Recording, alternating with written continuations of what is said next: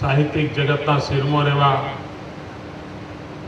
સૌ સાહિત્યિક ક્ષેત્રના વડીલો, સ્વજનો, વાચક મિત્રો, આજે 1 મે ગુજરાતે 1960માં ગુજરાત તરીકે એની વિકાસ યાત્રાનો આરંભ કર્યો હતો। 51 વર્ષ વીતી ગયા। 52મા વર્ષમાં વાજતે ગાજતે આપણે પ્રવેશ કર્યો છે।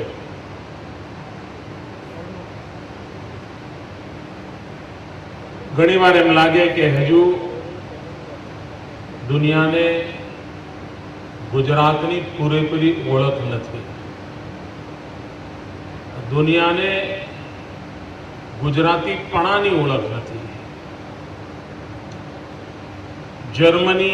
જર્મન બોલતાની સાથે લોકોના મગજમાં એક ચિત્ર ઉપસે છે। ઇઝરાયેલ યહૂદી કહેતાની સાથે દરેકના મનમાં એક ચિત્ર ઉપસે છે, પણ ગુજરાતી કહેતાની સાથે જ એને ત્રાજવા, વેપાર, એનાથી આગળ એની છબી જ ઉપસ્થિત છે। એને એવી એક મર્યાદા બાંધી દેવામાં આવી છે। આ ગુજરાતની વિશાળતા, ગુજરાતની વ્યાપકતા એને 16 કલાએ ખીલે કેમ? જગત આખામાં એની એક વ્યાપક પહેચાન કેવી રીતે બને, અને ગયા કેટલાક વર્ષોના પ્રયત્નોને પરિણામે એ શક્ય બન્યું છે। ગુજરાતી હોવાનું ગૌરવ સૌ કોઈ અનુભવે છે। જેમને અમે ગમતા હોઈએ એ અનુભવે છે, ન ગમતા હોય એ પણ અનુભવે છે।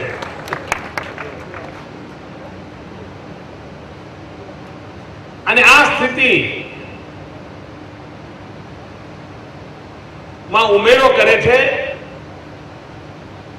આ પુસ્તક મેળો। ઘણા લોકોને લાગતું હશે કે આ કોઈ અચાનક કાર્યક્રમ આવી પડ્યો છે, ના, બહુ જ યોજનાબદ્ધ રીતે વિચારીને 5-7 વર્ષ તબક્કાવાર કાર્યક્રમોની રચના કરતા કરતા આપણે આગળ જઈએ છીએ।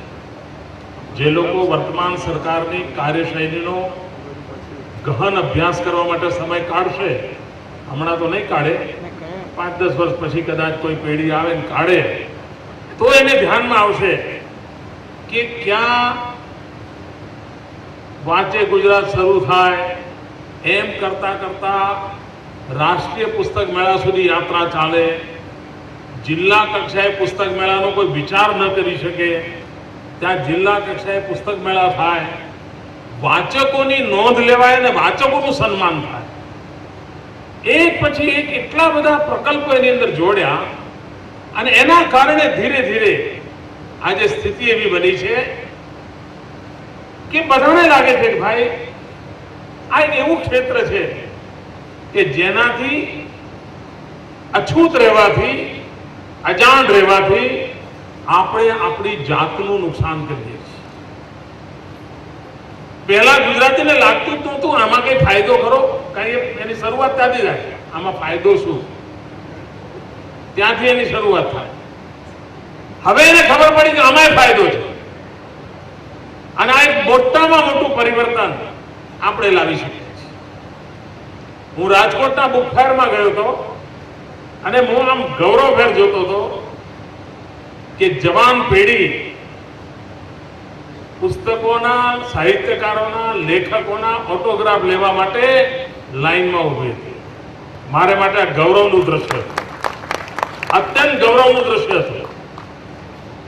નહીં તો આ સાક્ષરોને કોઈ ન પહેચાન ન ઓળખે, એનો જે એક વાચક જોડાઈ ગયો હોય, પણ એને કોઈ દિવસ રઘુવીરભાઈના હાથ મિલાવવાનો અવસર ન મળે।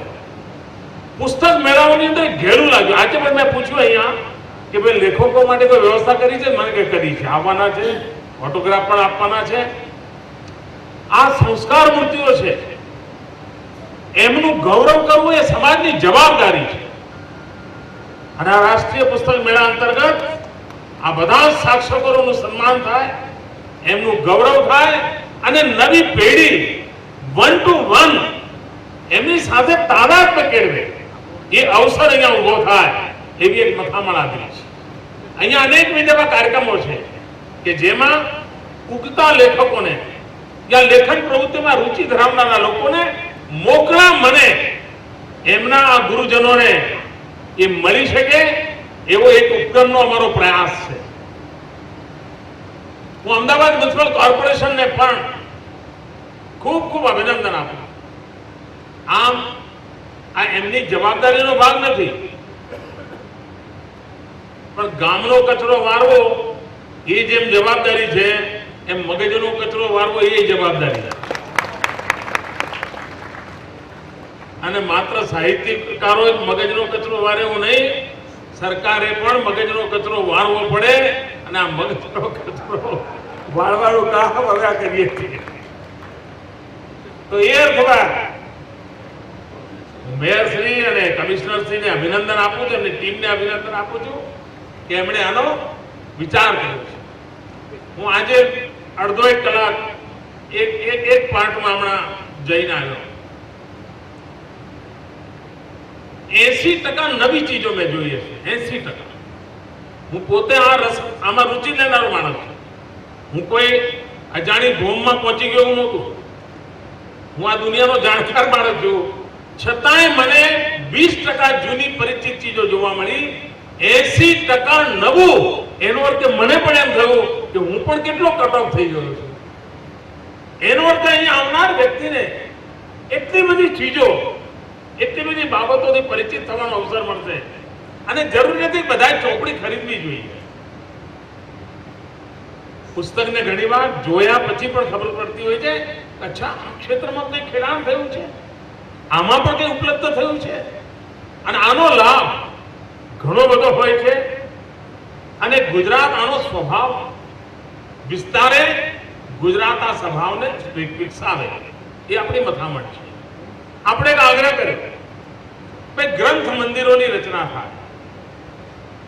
મેં તો એકવાર આર્કિટેક્ચર્સની મીટિંગ હતી, એમાં કહ્યું હતું કે તમે મકાનની જે ડિઝાઇન કરો છો ને એમાં તમે ઘરમાં જેવું નાનું ઘર હોય તો 10 ચોપડીઓ મુકાય, મોટું ઘર હોય તો 50 પુસ્તકો મુકાય, પણ તમે ડ્રોઈંગમાં જ લખો કે આ ગ્રંથ મંદિર માટેનો ખૂણો,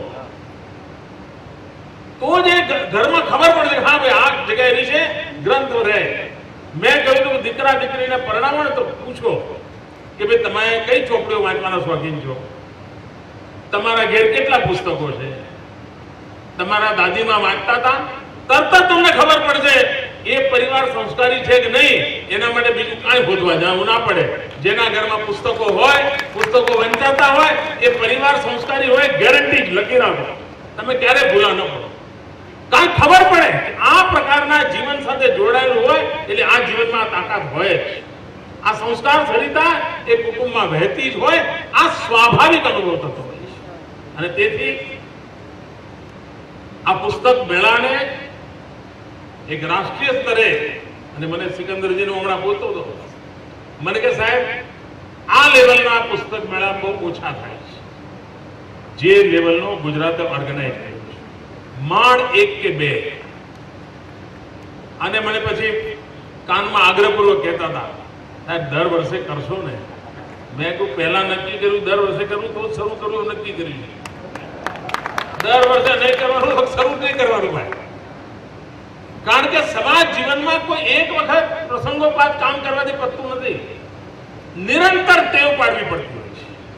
ટીકા ટિપ્પણી થાય, વિરોધો થાય, આલોચના થાય, તેમ છતાંય તમારે કોઈ ચીજો કરવી હશે તો નિરંતર રીતે કરવી પડતી હોય છે. અને નિરંતર રીતે કરવાનો પ્રયાસ તરીકે ભવિષ્યમાં પણ નિયમિત રીતે આ રાષ્ટ્રીય સ્તરના બુક ફેરને આપણે કરવા માંગીએ છીએ. અને આ વખતે પહેલી વાર છે. હજુ ઘણા પ્રકાશકો હશે કે જેમને આવવાનો ઉમંગ હશે, આ વખતે કદાચ નહીં પહોંચી શક્યા હોય. આવતા વખતે જરૂર અગાઉથી લોકો આયોજન કરશે કે ભાઈ 1 થી 7 મે એટલે એમના ડેરા પ્રમુખ ગુજરાતમાં જ હોય અને આપણે ગુજરાત સિવાયના પણ જે લેખક વૃંદ છે એમના માટે પણ દિવસો નક્કી કરીશું આવનારા દિવસોમાં કે ભાઈ 1 દિવસ હોય તો મરાઠી સાહિત્યકારો માટે હોય, 1 દિવસ હોય બંગાળી સાહિત્યકારો માટે હોય, કોઈ 1 દિવસ હોય તમિલ સાહિત્યકારો માટે હોય અને અહીંયા કેવું ગાજતું રહે વાતાવરણ, આખા હિન્દુસ્તાનની એકાત્મતાની અનુભૂતિ થાય. મને આ છે કે અમારા વડીલ મિત્ર હતા, પૂનામાં રહેતા હતા, એમણે એક એવું સંશોધન કરેલું, આજે પણ કદાચ મરાઠી ભાષામાં એ પુસ્તકો ઉપલબ્ધ હશે. એમણે માત્ર હિન્દુસ્તાનની જુદી જુદી ભાષામાં બોલાતી કહેવતો એના દ્વારા એમણે પ્રસ્તાવિત કર્યું હતું કે આ દેશ સદીઓથી એક છે. માત્ર ભારતનું બંધારણ બન્યા પછી દેશ બન્યો જેવું નહીં, 15 ઓગસ્ટે દેશ જન્મ્યો જેવું નહીં, સદીઓથી અને કહેવતોથી એમણે પુરવાર કર્યું હતું કે એક જ કહેવત સદીઓથી કેટલી ભાષામાં કેટલી રીતે બોલાય છે અને 10 વોલ્યુમ એમણે બહાર પાડ્યા હતા. હવે એક સાહિત્યકારનું સંશોધન રાષ્ટ્રીય એકતા માટેનો કેટલો મોટો પુંજ બની જાય છે. એ જીવિત હતા ત્યારે એમના મનમાં એક યોજના ચાલતી હતી કે ખેડૂતો આકાશી અનુમાન કરવાની દેશની પદ્ધતિઓ કઈ છે અને એમણે લગભગ અડધું કામ પૂરું કર્યું હતું, પછી વિદાય થઈ ગયા. પણ એમાં એમણે લગભગ એ શોધી કાઢ્યું હતું કે તમિલનાડુનો ખેડૂત હોય કે કાશ્મીરનો ખેડૂત હોય, અવકાશી અનુમાનોની માન્યતા બાબતમાં એટલી બધી સામ્યતા જોવા મળતી હતી, દેશની એકતાનો અંશ એમાં દ્રષ્ટિગોચર થતો હતો અને કેવા કેવા પ્રકારના કામો થતા હોય છે અને જેનાની ધૂણ લાગી હોય, ગાંઠ પણ લાગી હોય, જે કલમની સાથે જ જીવી શકતો હોય એવા તપસ્વીઓ દ્વારા કામ થતા હોય છે અને પેઢીઓ સુધી કામ આવતા હોય છે અને પેઢીઓ સુધી કામ લાવવાની દિશામાં કંઈક યોગદાન સરકાર તરીકે, કોર્પોરેશન તરીકે જો અપાય તો આ સમગ્ર પ્રવૃત્તિને બળ મળે. કારણ કે આ સમાજ જીવનનું અત્યંત મહત્વનું અંગ છે અને એને આપણે મહાત્મ્ય વધારવા માંગીએ છીએ. આપણા ગુજરાતીઓને લક્ષ્મી પૂજનથી સરસ્વતીની પૂજન તરફ લઈ જવા એ લોઢાના ચણા ચાવવાનું કામ છે. ચોપડા પૂજન કરે પણ ચોપડી પૂજન ના કરે, એટલે ત્યાંથી ત્યાં સુધી લઈ જવાનું છે, એને સહજ સ્વભાવ બનાવવાનો છે. આપણે ત્યાં મોટા મોટા લેખક હોય પણ ચોપડી છાપે ત્યારે પ્રકાશક શું કે એમ કરો 1250 છાપીશું, 1250 અને 1250 નું કારણ શું? કાગળ વેસ્ટ ન પડે એટલે પેલો 250 નો આંકડો આપે અને 1250 ચોપડી પણ 5 વર્ષ સુધી વેચાતી, એમાંથી આપણે બહાર લાવવું છે. હું રાજકોટના પુસ્તક મેળામાં મને એમ કહ્યું એ વખતે કે 1 કલાકે 1.5 લાખ રૂપિયાના સરેરાશ પુસ્તકો વેચાણા હતા પ્રતિ કલાકે.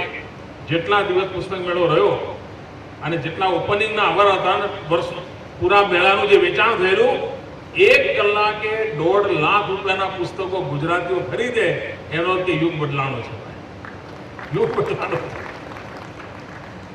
અને આ એક શુભ સંકેત હું જોઉં છું અને મારો સ્પષ્ટ મત છે કે જીવનમાં વાંચન એક ખૂબ મોટી શક્તિ હોય છે અને વાંચન શક્તિનું રૂપ કેટલું મોટું હોય છે. વાંચન એ વિચાર બીજનું વાવેતર કરે. વાંચન વિચાર બીજમાં અંકુર પ્રગટાવે. વાંચન અંકુરમાંથી છોડ તરફ તમને ગતિ કરાવે.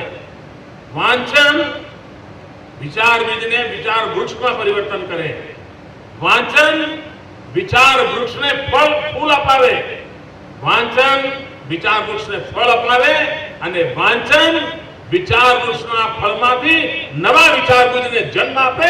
આટલું મોટું સામર્થ્ય વાંચનમાં રહ્યું. કોઈ એક ચીજ સમગ્ર ચક્રને પૂર્ણ કરી આપે એ અસંભવ હોય છે જે વાંચન કરી શકતું હોય છે.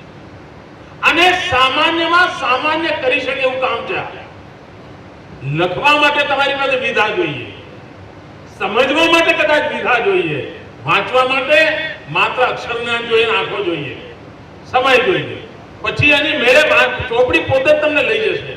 તમારે કશું કરવાનું રહેતું નથી, પુસ્તક પોતે જ તમને લઈ જશે અને તમારી રુચિ પ્રવૃત્તિ પ્રમાણે તમે ખીલવા માંડો. એની જે ખાતર પાણીનું કામ આ વિચાર બીજ કરતું હોય છે, આ વાંચન કરતું હોય છે, આ પુસ્તક કરતું હોય છે, આ નિર્જીવ લાગતી પ્રાણ શક્તિ જીવનના નવા પ્રાણ પૂરવાનું સામર્થ્ય ધરતી હોય છે. અને એ દિશામાં આપણે પ્રયાસ કરીએ. આજે ગુજરાતના માહિતી ખાતા તરફથી એક ગુજરાતના આર્કિટેક્ચર, હેરિટેજ આર્કિટેક્ચર, એનું સરસ મજાનું પુસ્તક મિકી દેસાઈ અને માધવી દેસાઈએ પ્રગટ કર્યું છે. આ પુસ્તક જોવાનો મને અવસર મળ્યો છે. આપણને આનંદ થાય કે આપણા ગુજરાતમાં આવા બધા હેરિટેજ, આપણી પાસે આટલો ઉમદા વારસો છે. સમજતા પણ ગુજરાતના ટુરિઝમે હવે સમગ્ર હિન્દુસ્તાનના ટુરિઝમની અંદર શિરમોર બનવાની દિશામાં ડગમાંડ્યા છે.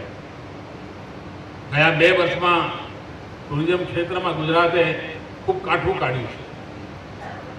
અને ગુજરાત માટે ગર્વની બાબત છે કે હિન્દુસ્તાન આખામાં પર સ્ક્વેર કિલોમીટર અગર હિસાબ લગાવવામાં આવે તો મેક્સિમમ હેરિટેજ બિલ્ડિંગ ગુજરાત પાસે છે. પર સ્ક્વેર કિલોમીટરની જો ક્રાઇટેરિયા માનવામાં આવે તો હિન્દુસ્તાનમાં સૌથી વધુ હેરિટેજ બિલ્ડિંગ ગુજરાત પાસે છે. આ ગ્રંથ પછી આ ક્ષેત્રે રુચિ ધરાવનારો માટે, ટુરિઝમના વિકાસને માટે, હેરિટેજમાં રુચિ ધરાવનારો માટે એક મોટું સેવાનું કામ થશે. સામાન્ય રીતે સરકારી પ્રકાશનો આપણને ખબર છે કેવા હોય છે, પણ આખો યુગ બદલાઈ ગયો છે. તમે ગર્વ કરી શકો એવું પ્રકાશન હવે ગુજરાત સરકાર પણ કરતી થઈ છે. અને ઘરમાં કોફી બુક તરીકે પણ વાપરી શકાય એવા પ્રકારના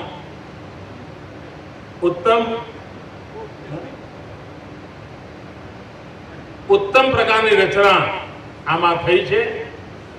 ખાસું સંશોધન થયેલું છે. સ્ટુડન્ટ્સ માટે પણ કામમાં આવે છે અને જિજ્ઞાસુ માટે પણ કામ આવે એવા આ ગ્રંથની રચના થઈ છે. આજે આ કેમ્પસમાં બીજું પણ એક કામ થયું. 1 મે ગુજરાતે આધાર કાર્ડની શરૂઆત કરી છે. યુઆઈડીના મારાથી એમણે શરૂઆત કરી છે. ફિંગરપ્રિન્ટ વગેરે લઈ લીધા છે. આપણને ખબર નહોતું નસીબમાં આવશે કોઈ દાડો, કારણ કે પહેલા ફિંગરપ્રિન્ટ શેના માટે લેવા થતા ખબર છે. પણ હવે વિજ્ઞાન બદલાનું છે. જીવનના દરેક ક્ષેત્રમાં ટેકનોલોજીનો ઉપયોગ થઈ રહ્યો છે. વ્યાપકપણે આ યુઆઈડી કાર્ડ બનાવવાનો પ્રારંભ આજથી થઈ રહ્યો છે. આજે રાજ્ય કક્ષાનો 1 મેની ઉજવણીનો અવસર દાહોદમાં મેં નક્કી કર્યો છે અને અહીંથી પછી મારો મુકામ દાહોદમાં રહેશે. પણ ગાંધીનગરમાં આજે સાંજે પોલીસ દ્વારા નિદર્શનનો એક સારો કાર્યક્રમ ગોઠવ્યો છે. કુલ મિલાકર કે પ્રત્યેકને પોતાની બાબતોનું ગર્વ હોય એનું વાતાવરણ બનાવવા માટેની મથામણ છે. ગુજરાતમાં નહીં તો અહીંયા બધા વડીલો બેઠા છે. 1 મે ગુજરાતનો સ્થાપના દિવસ છે. એ 1960 પછી બરાબર પ્રયત્નપૂર્વક ભૂલવાડી દેવામાં આવ્યું. પ્રયત્નપૂર્વક ક્યાંય ખબર ન પડે, એને છાપવામાં આવે, એને ક્યાંય આવે નહીં. આ 2001માં આવીને મેં આ ઉપાડો લીધો છે. હવે બીજા ફોલો કરવા માંડે છે. નહીં તો આમ જાણે એમ લાગે કે આમાં તો જવાય નહીં. હા, હિન્દુ છાછામાં જવાતો હશે, પરંતુ એમાં બદલાવ આવ્યો છે. અને ગુજરાત જ્યારે આંદોલનો થયા ત્યારે કોઈની સામે ભલે કર્યા હોય, પણ અલ્ટિમેટલી આપણા સૌનું ગુજરાત છે. એની પર કોઈનો માલિકી હક હોઈ શકે જ નહીં. કોઈ સરકારનો માલિકી હક ન હોઈ શકે. પ્રત્યેક ગુજરાતીનું ગુજરાત છે. એની ગૌરવગાનની અંદર પ્રત્યેક ગુજરાતીએ જોડાવવું જોઈએ. એની જવાબદારીનો ભાગ છે, એના કર્તવ્યનો ભાગ છે. અને એ ભૂમિકાથી આપણા ગુજરાતીપણાને વિસ્તારવું છે. ગુજરાતીપણું એટલે સર્વ સમાવેશક, સૌને જોડનારું, સૌને સાથે રાખનારું. અને એ દુનિયાને મારે એ તાકાતનો પરિચય નિરંતર કરાવતા રહેવું છે. અને એમાં આ 1 મે એક શક્તિ તરીકે કામ આવે. આપ સૌની શુભકામનાઓ મળતી રહે. અને આ 7 દિવસ સાચા અર્થમાં એક અક્ષર આરાધનાનો અવસર બની રહે, એક સાહિત્ય સાધનાનું પર્વ બની રહે, એક ગઈકાલ, આજ અને આવતીકાલને એક સાથે જોવાનો અવસર હોય છે. સાહિત્ય એક જ જગત એવું છે કે જે ત્રણેય કાળનો ભેટો કરાવે. ત્રણ કાળનો ભેટો કરવા માટે બીજી કોઈ વ્યવસ્થા જ નથી. સાહિત્યમાં સામર્થ્ય હોય છે જે ત્રણ કાળનો ભેટો કરાવે, અને પછી તમારે નક્કી કરવાનું કે તમે ક્યાં ઉભા છો. તમે ભૂતકાળમાં જીવો છો કે નહીં, તમે ભવિષ્ય તરફ જોવાનું સામર્થ્ય ધરાવો છો કે નહીં, કે તમે વર્તમાનના બોજ નીચે દબાઈ ગયા છો કે કેમ. આ બધું જ તમે અંગત રીતે પુસ્તક જોડે જોડાયા છો તો તમને તમારા માપદંડ માટેનું ત્રાજવું તમારા હાથેળીમાં હાજર હશે. એની ચિંતા જો કરીશું તો બહુ મોટી સેવા થશે. ફરી એકવાર અમદાવાદના મિત્રોને ખૂબ ખૂબ શુભકામનાઓ. 1 મે ગુજરાતના ગૌરવ દિવસે સમગ્ર વિશ્વમાં પથરાયેલા મારા ગુજરાતી ભાઈઓ બહેનોને અંતઃકરણપૂર્વક ગુજરાતના સ્થાપના દિવસે ખૂબ ખૂબ શુભકામનાઓ પાઠવું છું. અને આપણું ગુજરાત માનવ જાતના કલ્યાણને માટે અહર્નિશ કામ કરતું રહે એ જ અપેક્ષા સાથે જય જય ગરવી ગુજરાત.